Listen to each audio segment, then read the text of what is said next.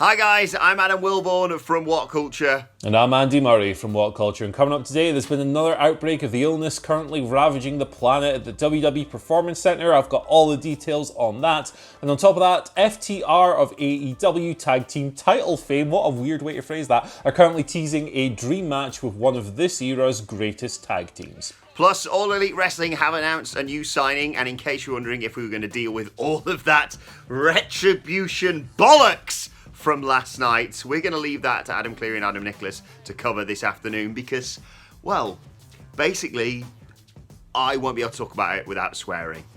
This is the news. Yeah, we might need to go back to the 25-minute videos for that one. But yes, this just in, Retribution absolutely suck. But the lead story for this video here is, of course, the outbreak of the global bastard at the Performance Center, as reported originally yesterday by John Alba of Spectrum Sports, who tweeted the following. According to multiple sources, there was an outbreak within NXT recently. Working on the details, but sources indicate it may have had a decent impact on creatives. Plans have had to be changed as a result of this. This was corroborated by Fightful Select literally seconds later, stating that a number of Performance Center classes were cancelled over the past few weeks as a result of this. Alba goes on, explaining through a source that some people have become relaxed with wearing masks, especially in spots where some people congregate, and there was concern over that.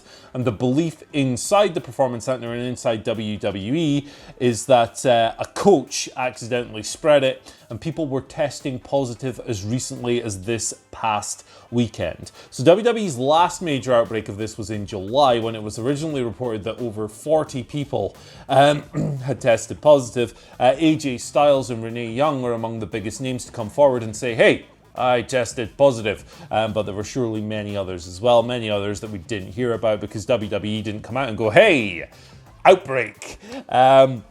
But this is worrying stuff. Of course, it's worrying stuff because the implications of this disease stretch far beyond the, the 1 to 2% chance of death or whatever it is. Chances of permanent lung or cardiovascular damage are much higher than that. So it's a very damaging illness, particularly if you're a professional athlete, in the way these things might hinder your career and hinder your performance. WWE, the infamous sloppy shop line from Taz over in AEW, was applicable certainly for a while. For several months they weren't even implementing full-on testing. That has since changed. They are, by all accounts, testing people now, and they've put in new measures to try and combat the spread and stuff. But it's disappointing to hear that people have seemingly become lax with these safety measures. Potentially not the fault of the company, but hey, look, you got to take this thing seriously, and if you don't, stuff like this happens. Yeah, exactly. Awful news to wake up to this. Not exactly a great surprise. But also, I don't want to pin all of the blame here on WWE as well, because I think it's kind of reflective of what's going on everywhere right now. Even here in the UK, we've thought we've got through the worst of it, and now it seems to be on the rise yet again, because as you mentioned there, Andy, I think a lot of people get used to this new normal and then get quite casual and forget the necessity of every single time that you need to maintain space with people, you need to wear masks when you're in small areas and stuff like that, and just one slight mistake, one forgotten mask here or whatever it may be can cause something like this to happen, whether that be in the WWE or towns, cities, wherever it may be. But the main takeaway, yeah, as you alluded to there, Andy, just awful news, because as much as people say, well, the majority of people will be fine afterwards, well, they won't die. That doesn't necessarily mean that everyone's going to be fine. Look, just follow the rules, stick to what you're being advised to do, and hopefully we will get through this as soon as possible. Let's move on to some better news, this time surrounding All Elite Wrestling. News coming out yesterday that Serena Deeb is All Elite. Fantastic news this, off the back of that excellent match with Thunder Rosa on Dynamite as a lead into All Out, of course. AEW confirming the news, as I said, on Twitter last night. That was actually the match with Thunder Rosa, Serena Deeb's first match in 3 years. She was, of course, let go from WWE as part of those cuts back in April. The huge shock every time I talk about Serena Deeb. Not the fact that no one else had picked her up, but although that is very relevant, she's still only 34, a well-respected veteran. I believe she's wrestling on Dark tonight as well, which enhanced speculation as to the signing, which of course, as I said, was announced yesterday. And no word yet whether or not she's going to be a full-time wrestler, whether she's going to work in a bit of a wrestler-trainer capacity, but great signing this for All Elite, Andy. Yeah, this was, for me, I think, a no-brainer after the match with Thunder Rosa.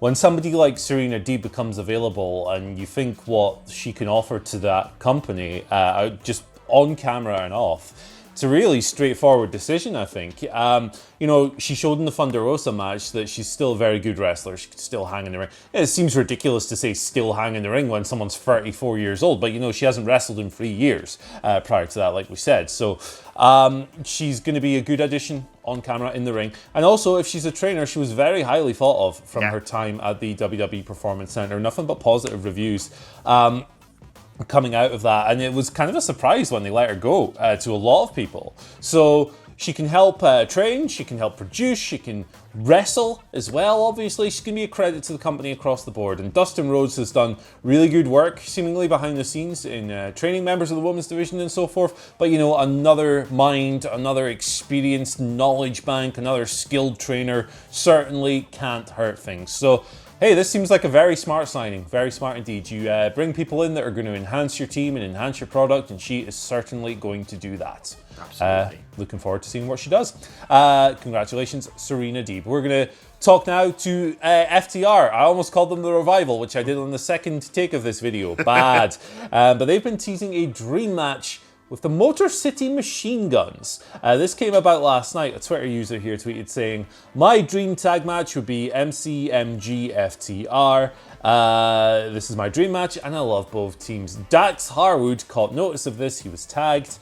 Quote tweeted saying, "Tell their bosses to call our bosses. I'm all about the money, but more about the legacy." So, Motor City Machine Guns are the current Impact Wrestling Tag Team Champions. FTR, obviously, are the current AEW Tag Team Champions. You've got that aspect of it. There's also the fact that these teams have never faced each other, which is, it sounds kind of nuts, but when you unpack it, it's not that nuts, really. FTR rose to prominence in WWE about 4 or 5 years ago. Motor City Machine Guns have been on the scene for yonks, but they've never crossed paths. They've never really been on the same full-time roster. So it is a genuine first-time ever dream match. Now, the caveat, obviously, is striking some kind of agreement with Impact, which is a stumbling block and a potentially huge barrier. It's something I'd like to see. FTR have teased this with the North as well. They've talked about that. They work for Impact too, Ethan Page and Josh Alexander, who looks like ripped Simon Gallagher. I was like, geez, Simon Gallagher left WhatCulture and he started pounding the weights, brother. You love to see it. But it'd be a really cool match. And, the working agreement might be impossible, but I'd like to see it. Yes, exactly. This is one of those fantasy matches that I'm worried will never happen. But oh my god, they were one of the few reasons that I enjoyed watching TNA back in the day. I always forget which way around. Is it that way? I always think it's that way rather than it's got to be that way, right, Andy? I have honestly got no idea that they do the gimmick. Chris Sabin, Alex Shelley, so talented. Talk about a clash of styles against FTR. I would love to see it. Obviously, as we talk about all the time, AEW has such an exciting tag team division. I have no idea how they would work this out with Impact Wrestling. But, as we always say, for the betterment of the business, if these companies that are basically not WWE can all sort of get along and trade talent, I think that only helps, attract fans to these other businesses that deserve your attention. We heap praise on AEW each week, but now we started doing Impact Wrestling ups and downs on this channel because of the fan demand for it and because of how good consistently for a few years now, really, Impact Wrestling has been. A lot of people have slept on it because they just go, it's TNA. It's not anymore. This is Impact Wrestling. The crowd may not be there. The crowds may have dwindled from what they were back in TNA's heyday, but trust me, the in-ring stuff is well worth checking out. I would love to see this match, even though I think it's kind of impossible right now. Right, let's move on to your Twitter questions. At WhatCulture WWE, of course, if you want to get in touch with us. First question today comes from Sean Acklin, who says, "I know Andy Murray is vocal about his disdain for Retribution. Besides them currently, who is the worst stable you guys have ever seen?" Retribution. It's him. I like this question a lot because I kind of like a lot of the crap stables. I like the Social Outcasts and Free MB and all that rubbish. I thought they were very entertaining jobber groups, and the Dungeon of Doom and the Oddities and stuff like that. For me, is like so bad it's good territory, where I could just sit there and laugh my face off watching the guff they used to come up with, the Yate and all that rubbish. But I'll just go with something that I think is objectively bad in that case. I'll go with the racist Mexicools. What on earth were they thinking, WWE, at the time? Just a horrendous idea. 3 very talented performers. Not good. They're not Mexican, Andy. They're Mexicool. And also, I'd like to see that our editor, Ben Roy, has exploded at the mention of the Oddity. So that's his favourite Gunga, of course. My pick, God, I feel bad saying this, and this is no slight on my best friend Stu Bennett, but my God, the Core were crap, weren't they? It's the Core, but it's got 2 R's. Yeah. What did they ever achieve? They were just knock off Nexus, and they didn't do anything. Man. Rubbish. Not good. Sorry, Stu, about that one. Second question today comes from CM Chonk, who says, after watching the matchup with Andy Murray, take your headphone out, Retribution! The Hurt Business could use a female member. I'm leaning towards Bianca Belair or Shayna Baszler. What do you guys think? Yeah, I think Shayna Baszler would be a real natural fit. She's badass, obviously. She's going to be good when they cross over into Raw Underground and so forth. I just think she's a really great fit. Imagine that. That's all I got. Mercedes Martinez versus Shayna Baszler. That'd be tremendous. I think Bianca Belair is an interesting proposition, but I think her EST character is too good to sacrifice. Hey, good news, everyone. They remembered Bianca Belair and Peyton Royce this week. Yeah, Bianca. They just put Peyton Royce in a pointless match against Asuka for Zelina Vega to interfere, and Bianca Belair did a bit of weightlifting, but at least they're on telly. Yeah, Bianca Belair got a video package 5 months after debuting. Good. It's like Riddle. Riddle got a Know Your Bro thing, didn't he, on SmackDown? Yeah, another guy who shouldn't be on TV anyway. Final question today comes from Adam Smith, who says, Aloha, morning maestros. With SummerSlam's You'll Never See It Coming and Extreme Rules horror show loosely hinting at plot points, do you think, I love this question, Adam, Gold Rush might hint at an invasion by the black and gold NXT ahead of Survivor Series? I don't think so. I think we've had enough invasions recently with the Retribution stuff going around. I know that wouldn't necessarily stop WWE. They would absolutely just go, hey, we've already had one, screw it, do it again. But I think, bringing NXT up for the Survivor Series arc is a smart move, particularly after last year when NXT won the night, of course. So I would like to see it, but I don't necessarily know if it's something they'll go for. You fool, Andy. Of course they'll go for it. They'll be like, it's ages since we had an invasion storyline. Let's get involved in that. And they've got a takeover to promote for the weekend after. Of course they're just going to have some stupid bollocks where, I don't know, Oni Lorcan rocks up in the middle of the tag team match or something.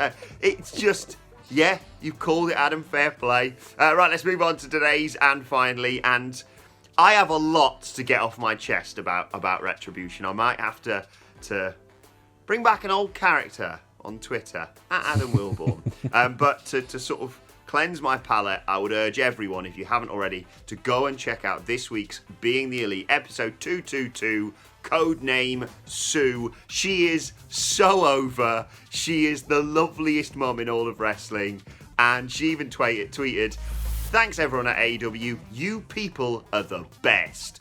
God, what a great mum, Andy. The only wholesome person left in professional wrestling. In the comments section below, let us know your favourite wrestling mums. Is it Sue?